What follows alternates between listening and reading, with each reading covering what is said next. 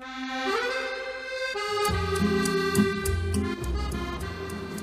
paklausė architekto, koks čia yra stilius, jis pasakė Napoleono Bonaparto III, kuris valdė Prancūziją 1851–1870 metais. Tokio stiliaus nėra. Napoleono Bonaparto III. Architektas norėjo įsiteikti tuometiniam Prancūzijos valdovui. O iš tikrųjų čia yra eklektikos stilius. Be abejo, be galo puošnus pastatas, viduj labai daug prabangos. Vat gaila, kad šiandien sausio 1, nes šiaip galima patekti į vidų už 15 eurų ir pažiūrėti, kaip viduj atrodo salė, apskritai vestibiuliai, yra fantastiškas vietos. Čia gali žiūrėti ir žiūrėti viduj patekęs, bet šiandien sausio 1 neveikia, nedirba. Galite nusipirkti pačioj prabangiausioj maisto produktų parduotuvėj Paryžiui, kuri vadinasi Fochon. Prancūzai sako, kad didžiausia yra Luvras. Jeigu Luvre užeisi į muziejų ir pastovėsit prie eksponato kiekvieną po minutę, išeisit už 4 mėnesių. Galėsim pasižiūrėti tų vitrinų su judančiom figūrom. Negalim ne tik vaikų, bet ir suaugusių atplėšti. Kaip padaryta. Ir 2 parduotuvės yra, kurios čia įsisteigė 19 amžiaus pabaigoje, Varžos, kurio vitrinos gražesnis. Architektas, kuris pastatė operą, Charles Garnier, jo biustas.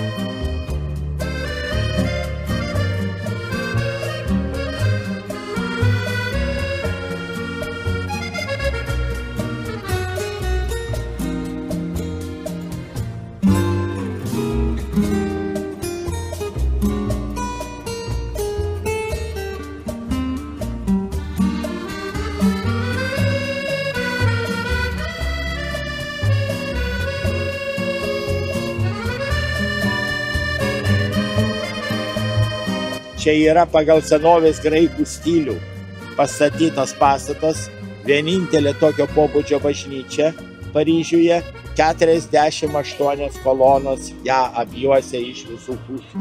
Tai va, fasadinė pusė prieš olimpiadą buvo restauruota, kad būtų gražus vaizdas. Čia šitoje bažnyčioje labai dažnai laidojami garsūs žmonės, Marijos Magdalenos bažnyčioje. Tai tada susirenka ir išskirtinė publika.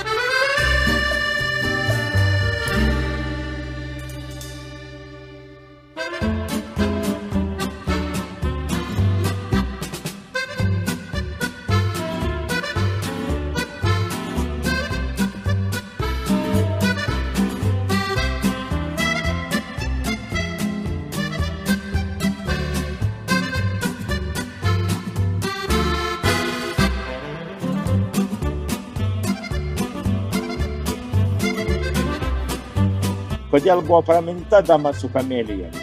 Todėl, kad ji į tuos visus pokelius ateidavo įsisegusi baltą kamelijos žiedą, suknelę. Ir ji todėl buvo praminta dama su kamelijomis. Ir tik 5 dienas per mėnesį kamelijos žiedas būdavo raudonas. Ja buvo beprotiškai įsimylėjęs Aleksandras Diuma, sūnus, bet jis buvo jaunas, tada neturtingas, ištekėjo iš milijonieriaus ir mirė 23 metų. Tai ji būtent čia ir gyvena. Čia dainavo Edith Piaf, Mireille Mathieu, Charles Aznavouras. Yra ir Pugačiova dainavus čia. Bet yra ir viena lietuvaitė čia dainavo šitoj scenoj, bet jūs ją matyt nežinot, nes ji gyvena Prancūzijoje. Jos vardas yra Giedrė. Prancūzai ją vadina Žiedrė, nes prieš jį tariama Žiedrė. Ir jinai Prancūzijoje yra labai populiari, nors dainuoja labai nešvankės dainas.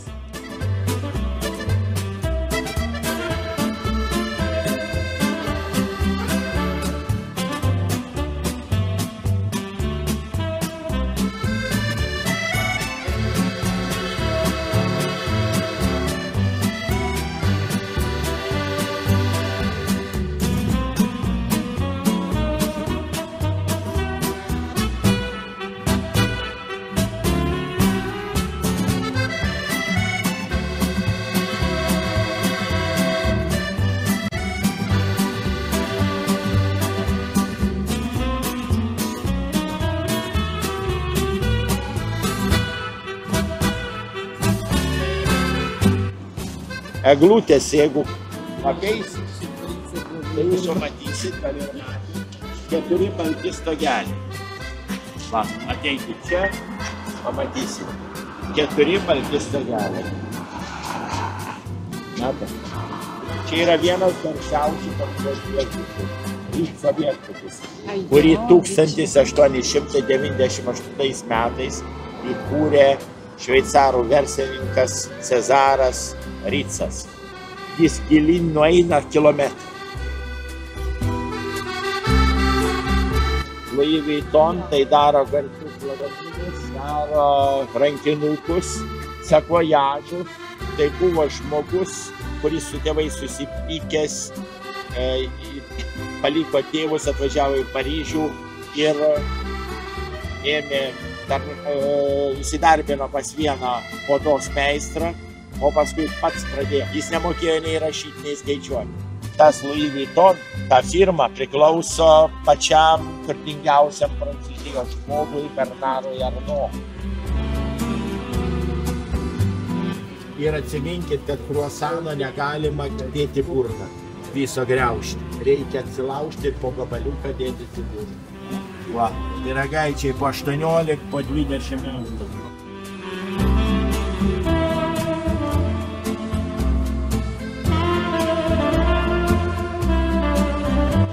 Patys skaniausi Paryžiaus japonai vežas į Japoniją. Jos, nedžiaurai.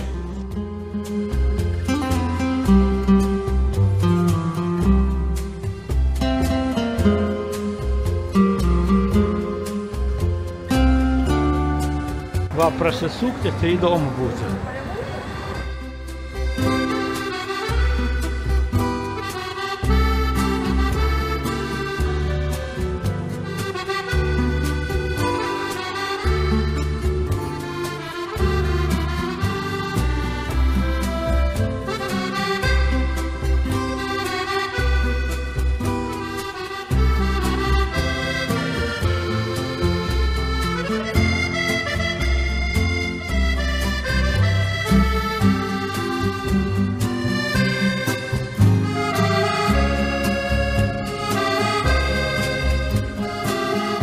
Vilmutė bėga, susegusi.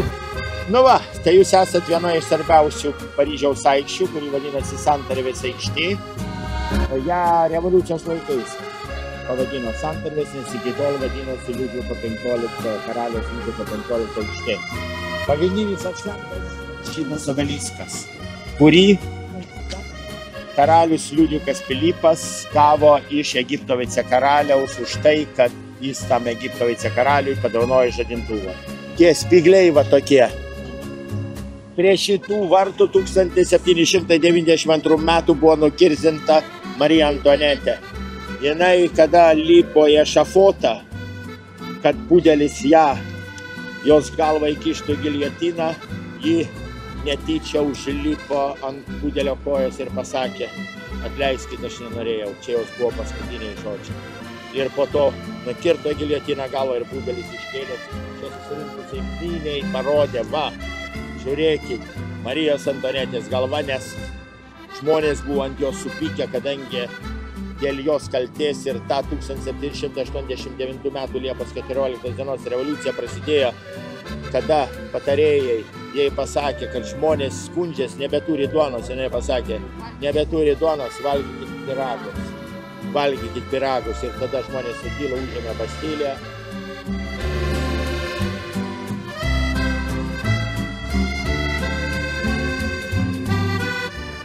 Vilma, kur tu čionai?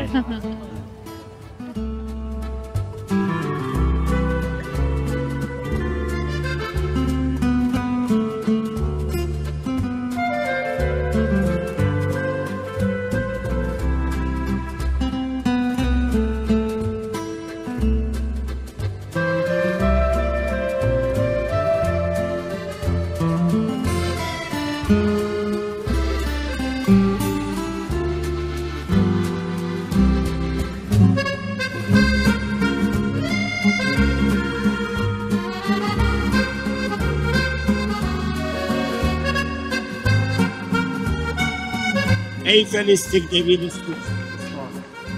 Šitas paminklas yra sunkiausias. O Eliziejaus laukai, kai prancūzai jį vadina gražiausių pasaulyje prospektų, tęsiasi iki urbanizmo, kurį mes ką tik prie kurio stovėjom, nuo čia 1990 metų. Kolonoj, 2 kilometrai, be 10 metrų. Kas čia buvo? Kur čionai? Kas čia per? Čia buvo arka triumfo. Paryžiuje triumfo arka, kur tęsiasi Eliziejaus laukai. A kur naujus metus šventei? Čia ir švenčiau, Tai ne toj pusė, va čia, va tai, va čia. Kodėl dabar visi tikisi, kad čia pamatys laukus, o žiūri gatvę, kaip suprasti? Kodėl toks pavadinimas? 17 amžiai, kai čia tiesė gatvė, prancūzai suko galvą, kaip ją pavadinti. Kažkas prisiminė, kad senovės Romai dar iki krikščionybės atsiradimo Eliziejaus laukais romėnai vadino pomirtinę buveinę, kur atseit sielos po mirties susitiks, bendraus, vaikštinės. Ir prancūzai pagalvojo, kurių galų tuo užsiimti po mirties galima ir gyviem ateiti, pabendrauti, susitikti, ir pavadino savo gatvę pagrindinę Eliziejaus laukais.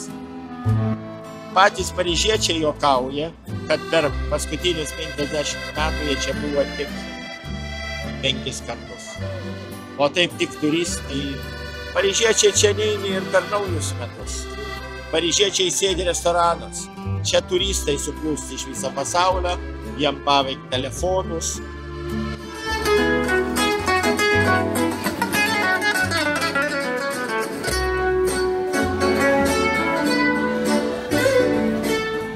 Vilma, tai yra skirtumas dabar, va, kaip atrodo, dabar tikro metalo matosi, o tada pirmą vakarą, kai buvo, tai pas mums buvo tokie. Buvo apšviestas, gražesnis, bet dabar jau natūralus. Natūralus. Dabar kur mes einam? Eisim plaukti laivu, Senos upe. Man Vilma neduoda tašę nešti. Jinai pati neša visko, man nieko neduoda.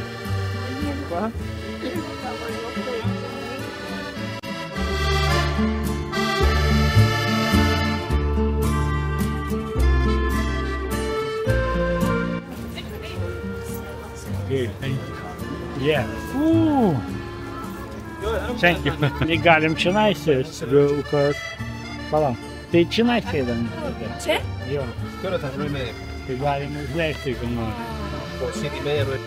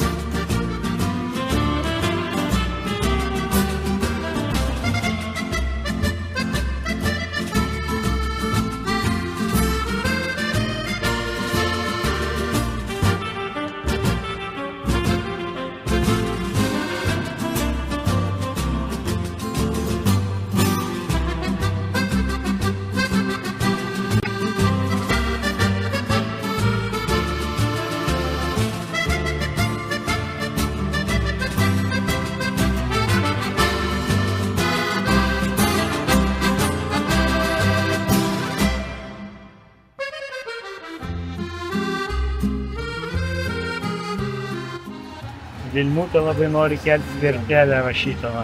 Dabar jau. Gal ne, gal dar nebus. Tu primest Prancūzijai, Paryžiui, metro ir kelsis vertelę. Vertelę. Šitas vertelę reikia kelti. Kelti? Nu dar sustok. Keltis. O, valio! Valio!